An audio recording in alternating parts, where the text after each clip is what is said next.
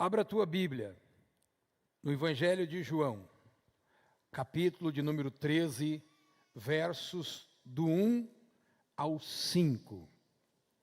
João, Evangelho segundo escreveu o evangelista João, capítulo 13, versos do 1 ao 5. Eu ganhei uma chave de um carro, mas eu abro mão dele, tá bom?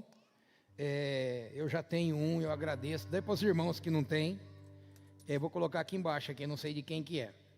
Diz assim a palavra do Senhor: um pouco antes da festa de Páscoa, sabendo Jesus que havia chegado o tempo em que deixaria este mundo e iria para o Pai, tendo amado os seus que estavam no mundo, amou-os até o fim. Estava sendo servido o jantar e o diabo já havia induzido Judas Iscariote, filho de Simão, a trair Jesus. Jesus, sabendo que o Pai havia posto todas as coisas debaixo do seu poder, que viera de Deus e voltava para Deus, levantou-se da mesa, tirou a capa, colocou uma toalha em volta da cintura. Depois disso, derramou água em uma bacia e começou a lavar os pés dos seus discípulos, enxugando-os com a toalha que estava na cintura. Vamos aplaudir a palavra do nosso Deus. Eu queria que projetasse o tema para ficar mais fácil o entendimento. Vamos ler junto? Aprendendo com o Mestre Jesus. Antes de eu entrar na leitura, eu queria fazer uma retrospectiva da comunidade. Nós tivemos no ano de 2026 três eventos, nós chamamos de retiros. Nós tivemos um evento da Rede Jovem lá na Fazenda, nós tivemos um evento de reavivamento aqui na igreja com o pastor Ricardo Batarse de Londrina, e no último final de semana nós tivemos o encontro com o pastor Márcio Tanino de Campo Grande. Por que eu estou citando os três eventos? Porque eu tenho o prazer de avisar ou de comunicar que nenhum dos três eventos eu fiz absolutamente nada. O que significa isso, pastor? Quando começa a ter eventos na igreja, quando começa a ter atividade na igreja, que já não precisa do pastor, é sinal que a igreja está amadurecendo e que tem pessoas servindo a Deus nesse lugar. Vamos dar uma salva de palmas a Deus pela vida dessas pessoas? Por que eu estou fazendo essa citação? Porque nós vamos falar hoje, aprender com Jesus a servir. Interessante que aqui na igreja tem diversos ministérios. Por exemplo, eu tenho certeza que quando você chegou na igreja, de alguma forma, aquelas senhoras, aquelas meninas que ficam lá na porta, te acolheu com muito carinho. Quem aqui foi acolhido com carinho? Levanta a mão. Vamos dar uma salva de palmas a Deus, isso é muito lindo. Inclusive, esta igreja tem uma marca: as pessoas são recepcionadas com carinho, as pessoas são acolhidas com carinho. Tem um outro ministério que poucas pessoas notam, mas é um ministério importantíssimo para a igreja. É aquele ministério que estão reunidos lá nas salinhas, que estão sendo cuidados por professoras, por monitoras, que é o ministério infantil, que está semeando uma sementinha de Deus no coração dos nossos filhos. Vamos dar uma salva de palmas a Deus pela vida deles. E aqui tem inúmeros ministérios. Ministério de intercessão, com libertação, o ministério de música e da pregação sempre são os mais vistos. Mas tem muitas pessoas que servem a Deus aqui com muito carinho. E por que nós precisamos, e eu quero dar ênfase nisso, porque eu quero mostrar em nome de Jesus, através da vida de Jesus, o que Ele nos ensina quando Ele está servindo. E servir a Deus é uma obra maravilhosa que todos podem fazer parte. Projeta para mim versículo 1 do capítulo 13. Eu queria só chamar a atenção de um detalhe. Diz assim, eu queria que você acompanhasse comigo a leitura. Um pouco antes da festa da Páscoa, sabendo Jesus que havia chegado o tempo em que deixaria este mundo, iria para onde? Iria para onde Jesus? Jesus veio do Pai, quando morreu voltou para o... Você veio da onde? E vai quando morrer? Eu não vim do macaco, eu vim de Deus. Fala para quem está do seu lado, você veio de Deus.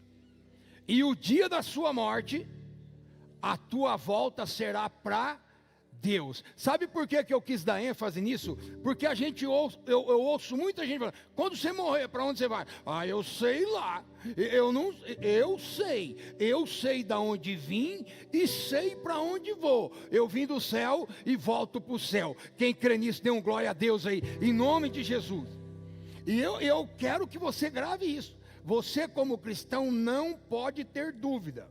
É lógico que tem a morte, é um trem esquisito de vencer. A gente sabe que é complicado, ninguém quer morrer amanhã. Mas nós precisamos, mesmo até o último segundo, não perder essa convicção. Eu vim de Deus, eu volto para Deus. Outro dia eu atendi uma pessoa muito importante da sociedade, não é dessa cidade.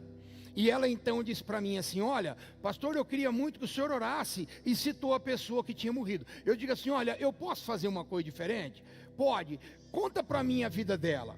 Ah, era uma pessoa que cria em Deus, uma pessoa que serviu a Deus, alguém que tinha o coração de Deus. Eu posso então fazer um comentário com a senhora? Pode, fique tranquila. Nós não temos o costume de orar pelos mortos, porque nós aprendemos, e a Bíblia ensina isso, que a nossa vida é um livro, que cada dia é um capítulo escrito. Quando nós morremos, fecha, ninguém muda mais isso. Mas eu vou te falar uma palavra, 100% de certeza, não sou eu que dá o veredito de salvação, é Deus. A área de dizer quem é salvo ou não é de Deus. Mas segundo eu aprendi na Bíblia, deixa eu te ensinar uma coisa. Se ela acreditou em Deus, viveu Deus, ela voltou para Deus. Nós precisamos, irmãos, eu estou só fazendo essa introdução, nós precisamos entender que nós sabemos de onde nós viemos e nós sabemos para onde nós vamos. Vamos entrar na Bíblia agora. Interessante que aqui Jesus estava no momento antes da morte dele. Aqui nós chamamos da última ceia. Jesus sabia que depois do ministério que ele desempenhou, depois de tudo que ele pregou, depois de tudo que ele ensinou, depois de tudo que ele falou do reino de Deus, ele sabia que ele ia voltar para o Pai. Então esse momento aqui, irmãos, é momento de sofrimento. Nós olhamos assim o contexto, não dá para perceber, mas você vai ver, se você continuar lendo, que logo depois desse momento, Jesus chegou a suar sangue.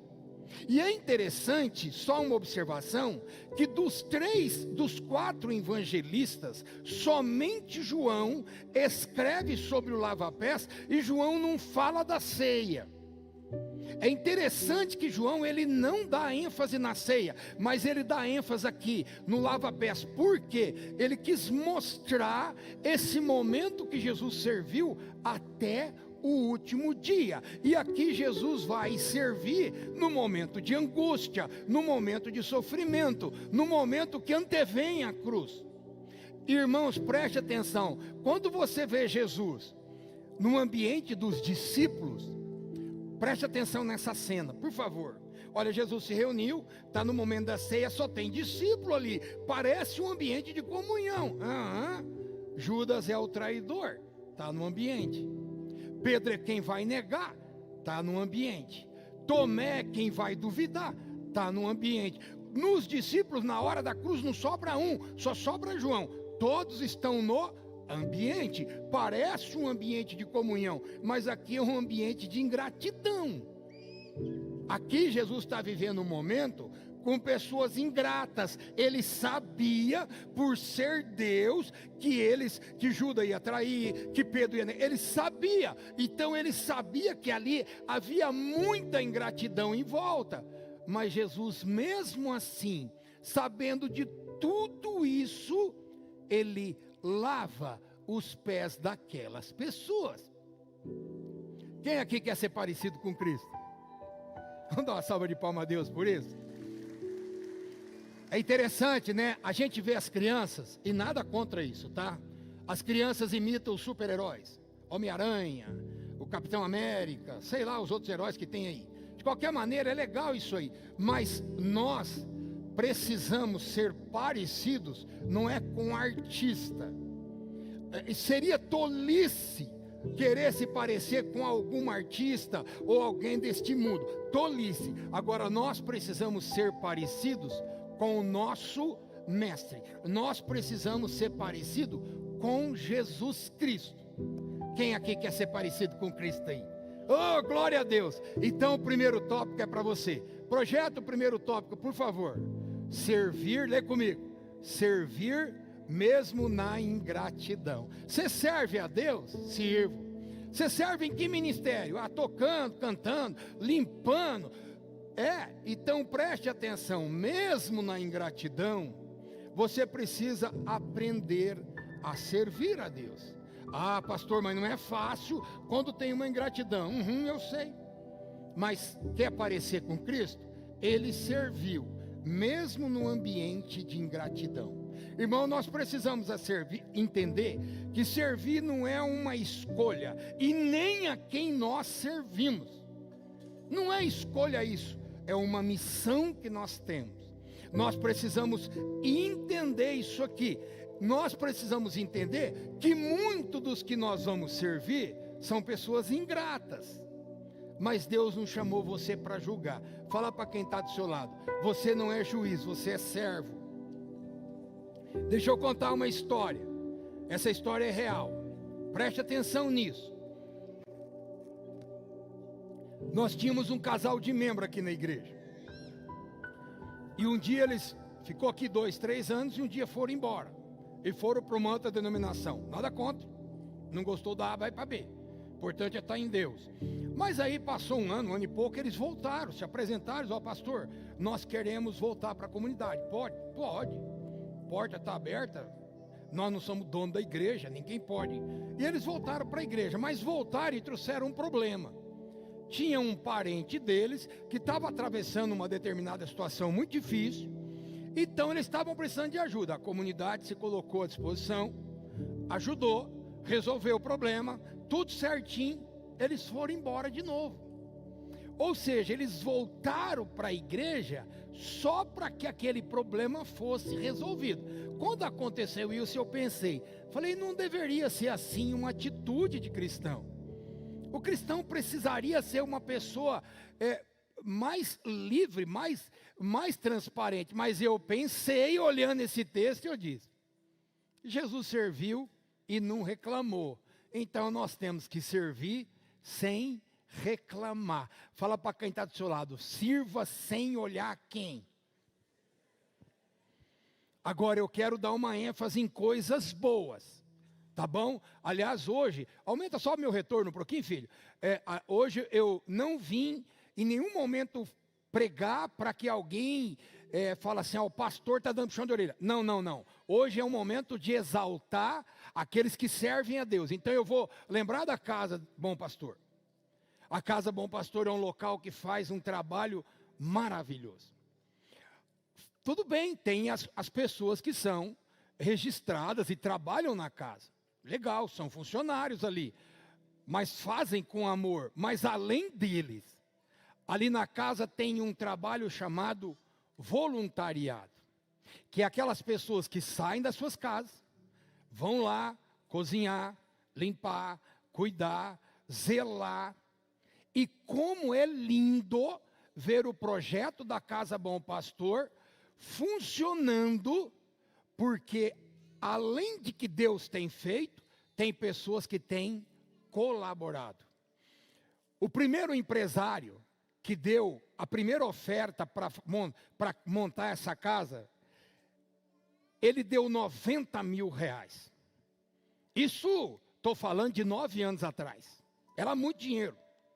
E a mulher dele, que participou da oferta, disse, pastor, eu vou fazer uma pergunta para o senhor. Na casa vai ter voluntários? Eu disse, vai. porque a comunidade batista, ela está junto. O projeto é da associação, mas a comunidade ela está inserida nesse projeto. Ela falou, então eu vou te dar uma palavra de Deus. Vai funcionar e o senhor nunca vai ter problema.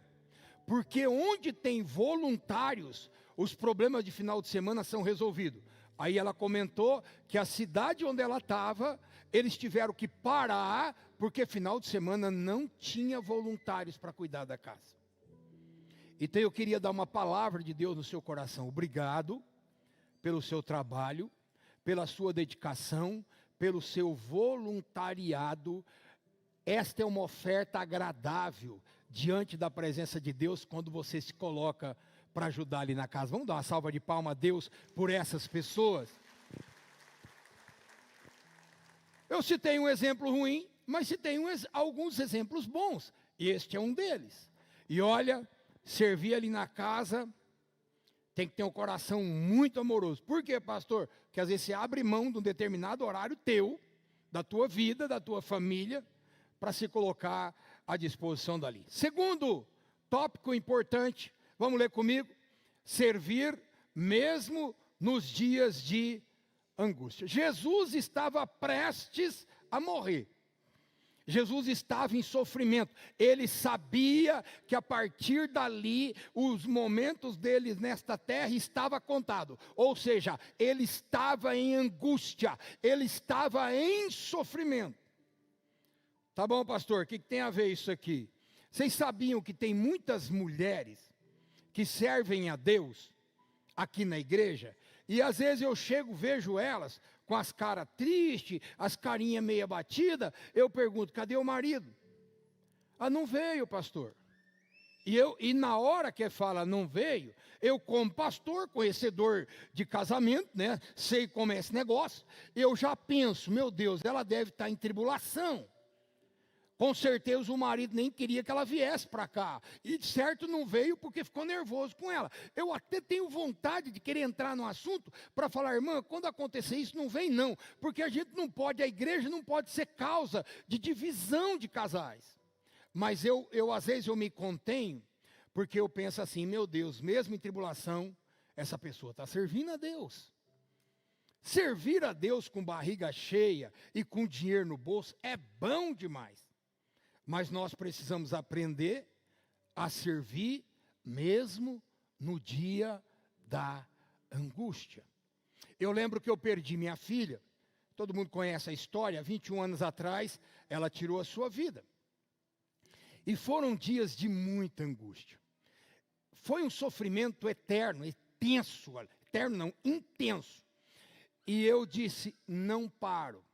E um dia uma pessoa chegou para mim, alguns dias depois, disse, pastor, olha, nós achamos, na época eu não era pastor, nós achamos que o senhor ia desistir.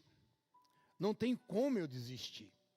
Porque nesta terra viver sem estar na presença de Deus e sem servir a Deus não tem sentido para mim. E eu queria que você ouvisse isso. Mesmo nos dias difíceis, nós precisamos continuar servindo. Quem entendeu diz amém. Pastor, por que o senhor está citando isso? Quer se parecer com Jesus? É assim que faz. Jesus mesmo nos dias de angústia, ele não deixou de servir. E a Bíblia fala, irmãos, que ele os amou até o fim. Tem uma coisa importante, servir não é uma opção, é uma decisão. Repete comigo, servir não é uma opção, é uma decisão. Não é algo emocional, sentimental, é decisão. Eu decido servir, como por exemplo é perdoar. Vocês sabem que as pessoas às vezes falam umas coisas e elas se contradizem. Irmã, por que você não foi lá? Ah, eu não tenho tempo. Tempo é questão de prioridade. Na hora que você tomar a decisão, você tem. Mas é uma questão de decisão. Então servir não é uma opção, é uma decisão que eu tomo em servir a Cristo. Eu tomo. Hoje eu tive um caso para atender, depois do almoço, de um casal. e eu vim atender. Mas nos domingos, depois do almoço, eu e a minha amada gostamos de tirar um cochilo. No domingo, é o único dia que a gente dorme do domingo. Mas eu precisava atender. E aí, eu vou abrir mão de atender ou eu vou ficar no cochilo? Servir é uma decisão. O dia que eu me coloquei à disposição, Jesus não me perguntou se tinha cochilo ou sem cochilo. Ele disse, você tem que servir. E pode ter certeza, eu vim servir a Deus ouvindo o casal. Amém, irmãos? É decisão. Ah, pastor, mas é o único dia que você tem. E quem falou que tem esse negócio de escolher dia e hora? Quem falou? E eu louvo a Deus pela vida das pessoas que às vezes se coloca para ajudar alguém fora de hora. Ou no momento que é difícil para você. É assim que você vai se parecer com Jesus. É uma decisão. Irmão, servir a Deus não é emoção. Ah, eu vou lá, é legal. Você não aguenta 3 semanas. Não é emoção, é decisão. Repete comigo, obrigado, Jesus, pelo teu chamado, porque eu tomei a decisão e servir o Senhor. Terceiro tópico, vamos ler junto? Servir em todos os... Tem uma passagem em Apocalipse que trata de Jesus e fala uma coisa que todo mundo conhece, é maravilhosa. Diz que ele, aliás, eu já ouvi falar isso para quem usa tatuagem, né? Jesus, então, está escrito na perna. Está escrito na perna, parece como uma tatuagem, mas na realidade é uma forma de estar dizendo, está escrito na coxa. Ele é rei do rei e senhor dos... Vamos repetir? Jesus, ele é rei dos reis e senhor dos senhores. E o é. E é. Mas espera aí. Como pode agora ele estar se colocando como um serviçal? Porque antigamente o costume do povo do Oriente Médio é quando chegava uma visita, tinha um escravo ou um empregado que ficava na porta, o pé chegava de poeira, porque eles usavam sandálias. Então tinha alguém que estendia a bacia, lavava o pé deles, enxugava para eles entrarem na casa. Quem fazia isso era um servo, era um empregado, era um escravo da casa. Mas agora, o Rei dos Reis e Senhor dos Senhores vai fazer isso neste ambiente. Não. Eu só sirvo a Deus se for para ministério de música. Eu vou mexer com eles. Eu só sirvo a Deus se for para cantar no domingo. Não quero cantar de quinta, não quero cantar de sábado. Eu quero só cantar de domingo, porque eu não vou servir a Deus durante a semana. Vai buscar a sua igreja e o seu céu, porque o de Jesus não é assim. Nós precisamos tomar muito cuidado. Servir é um estado de espírito que nós precisamos compreender qual grande é este chamado. Servir é algo grandioso demais. E olha, tem uma coisa terrível. Tem muitas pessoas que vão, eu vou falar uma palavra chula, mas você vai entender. Eles vão cuspir no prato que comeu. Eles vão cuspir, eles vão vir, vai estar aqui, vai estar junto com você, vão cuspir no prato que comeu, um dia vão embora, e o dia que voltar, você vai ter que lavar o prato dele. Como assim, pastor? Você não está aqui para escolher o que vai fazer. E aí eu gostaria que você ouvisse isso. Eu tenho tranquilidade em falar isso. Eu tenho 62 anos de idade. Eu sou o pastor presidente da igreja. Mas quando tem mutirão para limpar o chão, eu estou aqui. Quando tinha mutirão de construção, eu estava aqui. É para limpar o banheiro? Eu estou aqui. Ah, é para... Pastor, por quê? Rapaz, eu cresci no cabo de enxada. Pegar em vassoura e rodinho para lavar chão, isso aqui é moleza. Isso aqui é barbada. Sabe o que eu estou querendo dizer para você? Que quem serve a Deus não tem que escolher onde, tem que servir a Deus em todos os ambientes. Fala para quem está do seu lado, você precisa aprender isso com Jesus. Fala para quem está do seu lado.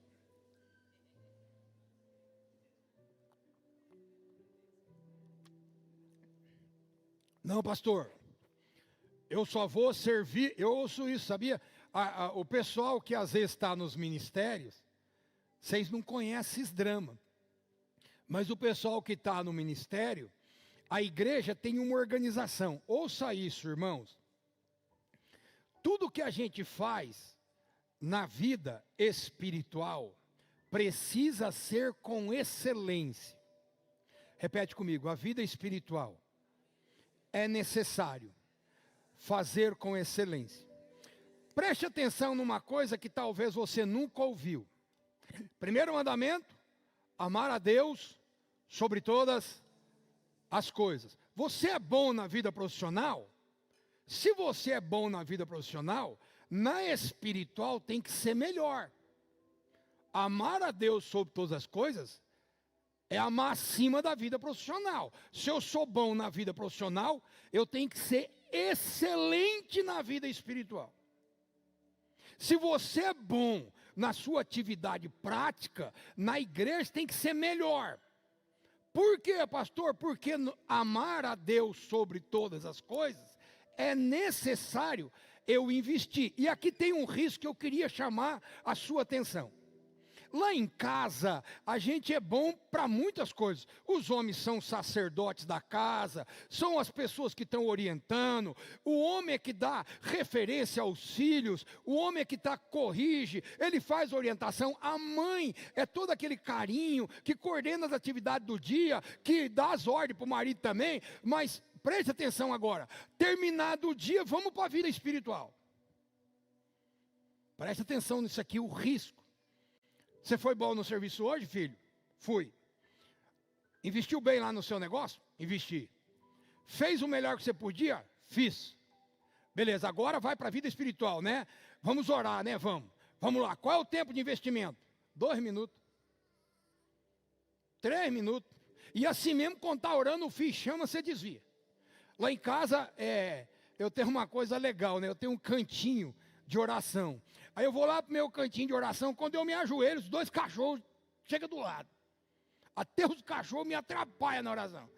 Sorte que eles já estão acostumados, então eles deitam ali do lado e ficam lá. Mas o que eu estou tentando dizer? Que nós somos bons naquilo que nós fazemos na vida profissional e damos migalhas a Deus na vida espiritual. Nós temos esse pecado, irmãos. E aqui tem que tomar um certo cuidado, irmãos. Porque nós precisamos servir e nós precisamos fazer o melhor em todos os ambientes. Eu fico imaginando, quando uma pessoa, ela é muito capaz no que faz, tem muito progresso, muito êxito, muita prosperidade na vida profissional dela, e não faz absolutamente nada no reino de Deus. Eu falo, meu Deus, como é que depois vai se explicar?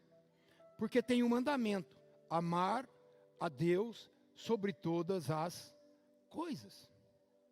Vocês perceberam que mesmo no seu dia a dia, sem servir no ministério da igreja, é necessário uma melhor dedicação na vida de oração, na vida de estudo bíblico. Ah, pastor, eu leio e não entendo. Tá bom, começa a ler, que um dia você vai entender, que nem criança quando nasce. Ela não aprende do dia para a noite, demora uns anos. Por que você não investe a mesma coisa para aprender Bíblia? Para aprender. Leia hoje, lê o negócio. Talvez você lê o crocodilo, entendeu o cocô de grilo. Vai de novo, na semana que vem você já entende direito. E assim, a gente vai aprender. Mas é preciso excelência naquilo que nós fazemos. Fecha seus olhos um pouquinho. Pede perdão a Deus no seu coração, pelas vezes que nós fomos medíocres na oração, que nós fomos medíocres na leitura bíblica, que nós fomos medíocres na oração pelos nossos filhos, porque a maioria dos pais não impõe a mão sobre os filhos e fala, Deus te abençoe, tenha uma boa noite. Nós perdemos isso, irmão. E é uma coisa simples, mas valiosa, que os filhos levam no coração. Eu me lembro da minha mamãe, toda noite passar e falar: dorme com a camiseta, senão os anjos de Deus, quando passar para te abençoar, não te abençoa se você não tiver com a camiseta. Olha que coisa incrível. Ela fazia eu botar a camiseta pensando na vida espiritual. E a gente acreditava nisso e punha a camiseta. Tá bom, pastor, mas era uma mentira. Filho, uma mentira santa, porque, você diz, é que mentira santa? Pelo menos ela te ensina, você. Meu Deus, a mentira do diabo. Mas, pelo menos a mãe educou a colocar a camiseta. Vocês me entenderam, né? Foi um furo ali, mas não tem mentira santa. Toda mentira é do demônio, tá bom, irmãos? Mas a mamãe usava esses subterfúgios para conseguir um intento. Por que eu estou dizendo isso? A mamãe passava e falava: que Deus te abençoe, dorme com Deus. Quem aqui a mãe orou quando você era pequenininho? Levanta a mão. Bastante pessoas. Vamos aplaudir a Deus por isso. Agora, irmãos, preste atenção nisso aqui, ó. Se a mamãe orou, por que que as mamães de hoje não oram? E será por que que tem tanta doença psicossomática? Será por que que tem tanta gente que não dorme à noite? Por que será que tem tanta gente que tem insônia? Por que será que tem tanta gente que perdeu a referência de Deus? Se a família está mal, a igreja está mal e a sociedade está mal. E quando as famílias estão mal, é porque os pais perderam a presença de Deus e automaticamente não levaram aos seus filhos, porque os filhos primeiro crêem nos pais e através dos pais os filhos creem em Deus. Diga assim: eu preciso ser melhor, eu preciso voltar a ser excelente em todos os ambientes. Último tópico para mim encerrar, tópico do número 4, vamos lá, lê comigo. Servir até o fim da vida. Projeta o versículo 1 de novo, por favor. Um pouco antes da festa da Páscoa, sabendo Jesus que havia chegado o tempo em que deixaria este mundo e iria para o Pai, lê comigo agora. Tendo amado os seus que estavam no mundo. Esse aqui me dá a impressão até de um amor maternal. A mamãe que é aquela que, pelo menos é o tradicional, a mamãe é aquela que ama até o fim.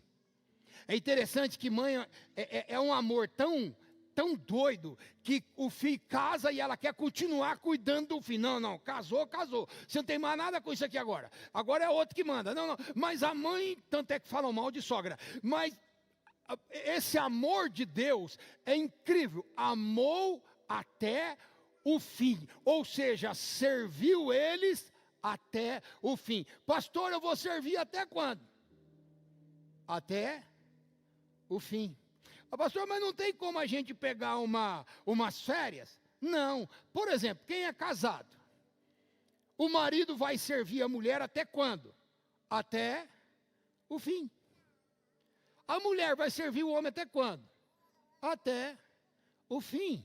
Os pais vão cuidar e amar os filhos até quando? Até o fim. Por que na igreja nós somos... eu quero um tempo, pastor. Quer um tempo para quê, filho? É um tempo, como é que fala? O ano sabático. É um ano sabático.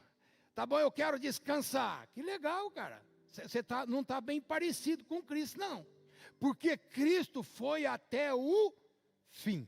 Tem um famoso pregador que falou uma frase, e eu gosto dela, repete comigo. Grande é quem serve, poderoso é quem ama, e gigante é quem perdoa. Olha que coisa incrível, grande é quem serve, poderoso é quem ama, e gigante é quem perdoa. Vida espiritual. Vida espiritual. Para mim encerrar, Mateus 20, do versos 25 ao 28. Jesus então, depois desse momento, chamou eles e disse assim: vocês sabem que os governantes das nações as dominam, e as pessoas importantes exercem autoridade sobre eles. Não será assim entre os meus servos, entre vocês. Ao contrário, quem quiser tornar-se importante entre vocês, deverá ser servo. Vamos lá. E quem quiser ser o primeiro, deverá ser o servo dos demais. Jesus está dizendo assim, sabe essa organização que existe no mundo de liderança? Ela não serve para o meu reino. No meu reino é o contrário. Você quer ser o primeiro? Trabalhe mais, sirva mais. Pode voltar no 28, só para me encerrar. Tal como o Filho do Homem, que não veio para ser servido, mas para servir e dar a sua vida em resgate de muitos. A sua vida, o seu serviço, é a continuação do ministério de Cristo, para resgatar muitas pessoas. Ir no hospital, orar pelas pessoas, é uma extensão do reino de Cristo, resgatando e curando. Ir no presídio, orar pelas pessoas, é um resgate que cura as pessoas. Odair, faz favor, vem cá, filho. Vocês não conhecem o Odair. Odair é um menino que se batizou nessa igreja. Mas o Odair, ele tinha uma história que um dia ele se envolveu com o tráfico de droga. E quando ele se batizou, veio o processo antigo. E o Odair foi preso. Quanto tempo você ficou na cadeia? 2 anos e 5 meses. E o Odair estava recém-batizado. E nós, uma preocupação, todo mundo orando. Senhor, mantenha o Odair. Ele tinha acabado de se batizar. O menino tinha acabado de se converter. Se manteve fiel. Terminou, cumpriu a pena. E está aqui firme, porque um dia ele acreditou de Deus. Vamos aplaudir a Deus por isso, irmão. Um dia nós fomos no presídio. Eu fui no presídio. O diretor do presídio aqui da cidade é amigo meu. E eu cheguei lá. A Eunice trabalha no presídio. Levanta a mão aí, Eunice. A Eunice é profissional no presídio lá. Tem uma fábrica lá de roupas. Essa mulher é rica, é empresária essa mulher. Vocês não sabem a grana que essa mulher tem. Aí eu fui no presídio e eu perguntei. O Odair está aqui? Tá. Fui lá conhecer o Odair. O Odair estava fazendo um curso de liderança. E eu perguntei para o diretor, como é que é, não vou falar o nome dele, porque ele não me deu direito. Como é que é o Odair? Ele falou, pai, o Odair é referência. Todas as coisas que tem a pessoal da ponta, o Odair está na ponta. Mesmo na cadeia, glorificou e honrou o nome do nosso Deus. Vamos aplaudir a Deus por isso? Obrigado, filho. Vocês estão entendendo, irmãos? Servir a Deus em qualquer ambiente. Vamos ficar de pé, só para a gente encerrar. Eu queria que você entendesse isso.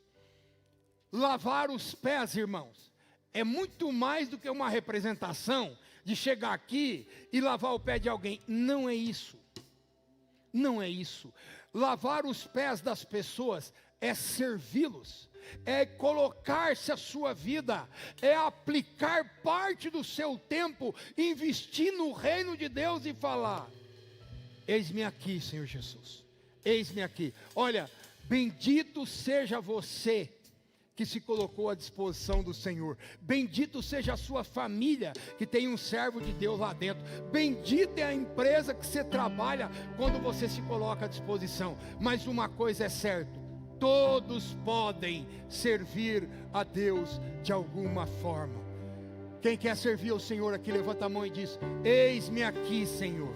Eis-me aqui, Jesus. Vamos dar uma salva de palmas a Deus, enquanto o ministério canta.